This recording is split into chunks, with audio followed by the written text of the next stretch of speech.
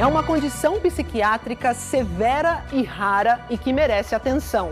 TDI, transtorno dissociativo de identidade. São diversas identidades na mesma pessoa, que numa simples conversa pode apresentar vozes diferentes, comportamentos variados, mudar de personalidade ou de idade. A reportagem especial de hoje vai mostrar a dificuldade de diagnóstico, os sintomas, tratamentos e as consequências na vida de quem tem TDI.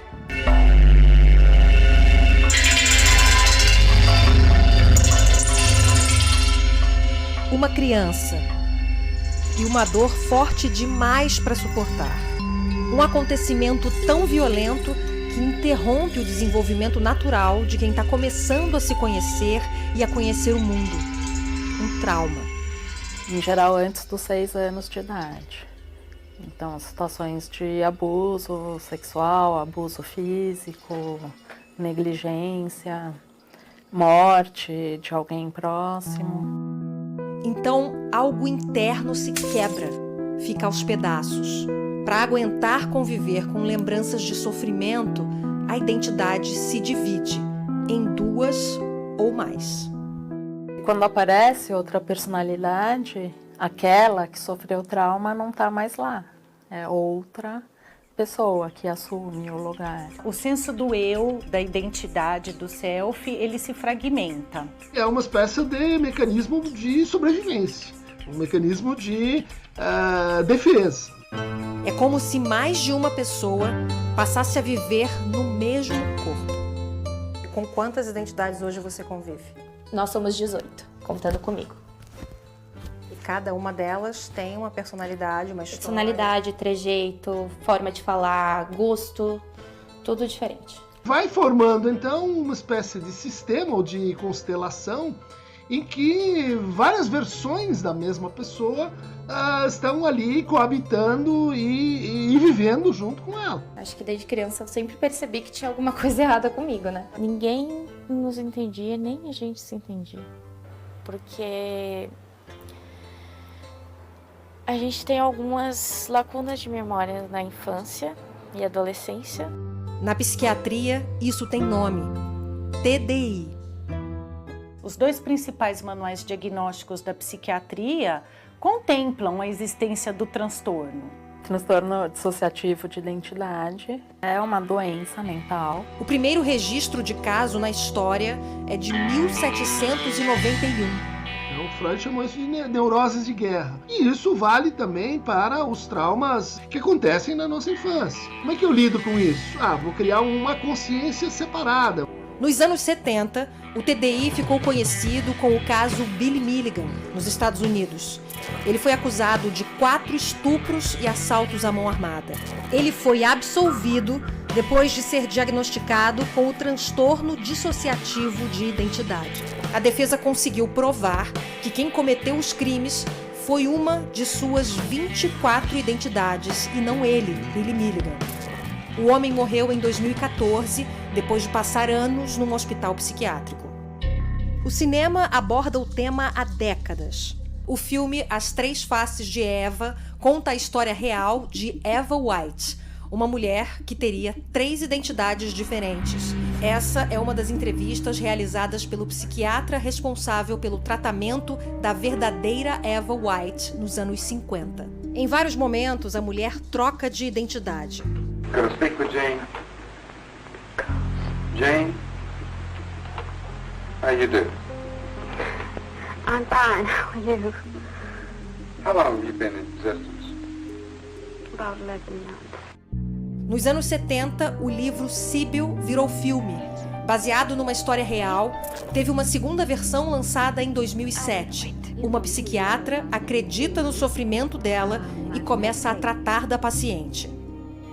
How many are there? 16. There's 16 of us. Mais recentemente, a temática apareceu no filme Fragmentado, que para os especialistas reforçou o preconceito contra o transtorno. No filme, o personagem Kevin, interpretado pelo ator James McAvoy, tem 24 identidades. E uma delas é uma fera violenta e sobrenatural.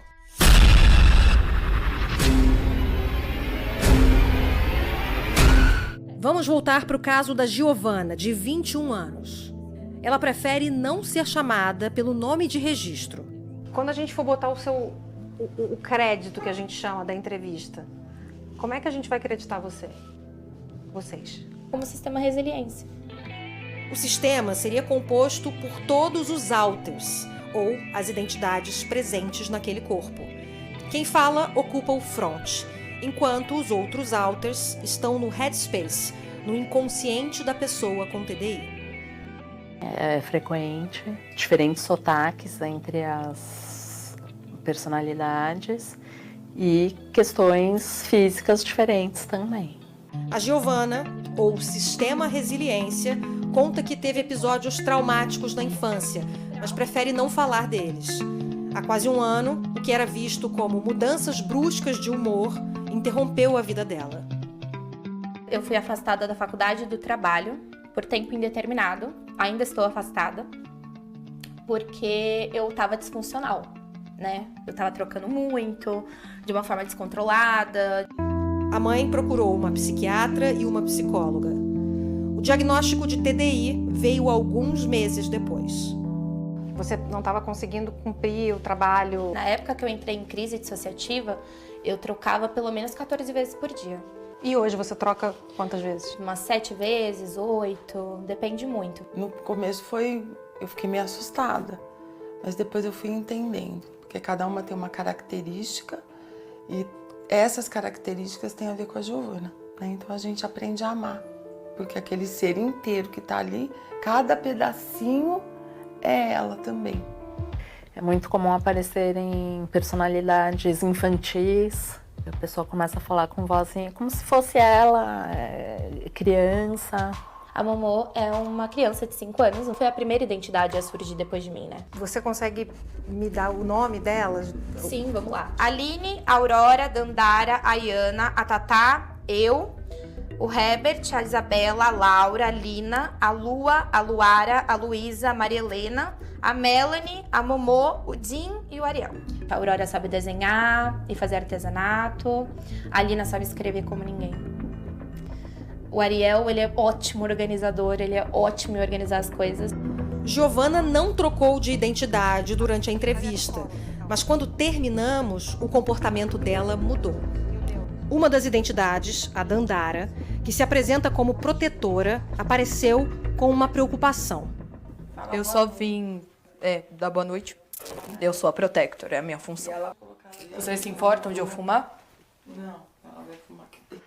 Eu fui totalmente contra ela se expor, mas eu entendo o propósito dela. Em seguida, uma outra identidade surgiu, o Ariel. Gente, eu sou maravilhoso. Se não fosse eu, esse sistema tava perdido. Se eu gosto de uma lasanha, eu gosto de um sorvete, uma coisa assim. A Laura que gosta de coisa fitness. A Laura, nossa, a Laura é chata. Foi o gatilho para a identidade Laura também falar. O que vocês estão falando de mim? Ah, prazer, eu sou a Laura. Tudo bem? Tudo bem? O transtorno é considerado raro. Muitos casos podem ser confundidos com outras doenças, como a esquizofrenia. Aqui no Brasil você tem poucos relatos de caso. Numa estatística mundial, 70% de todos os casos relatados, eles ocorrem em países ocidentais. E desses 70%, 50% ocorrem entre Estados Unidos e Canadá. Então parece haver um componente sociocultural importante para a manifestação desse transtorno. A literatura atualmente diz 1% da população. 1% é praticamente a mesma incidência da esquizofrenia, por exemplo. Há 35 anos, o psicoterapeuta inglês Remy Aquaron cuida de pacientes com transtorno. Eu pergunto para ele por que, até hoje, muita gente não acredita nas trocas de identidade. Acho que uma das razões para não acreditarem é que as pessoas não entendem o que é o transtorno. E como fica essa vida fragmentada, o dia a dia de quem tem esse transtorno?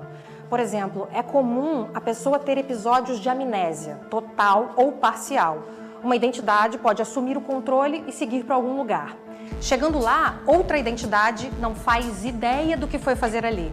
É um eterno não lembrar do que você fez, do que você disse e de quem você conheceu ontem. Eu me perdi várias vezes no metrô por causa da amnésia dissociativa, eu perdi amigos, eu perdi pessoas, eu tive muitos problemas na minha vida por causa da dissociação. Todos nós temos um pouco de amnésia. Quem é você? Boa pergunta.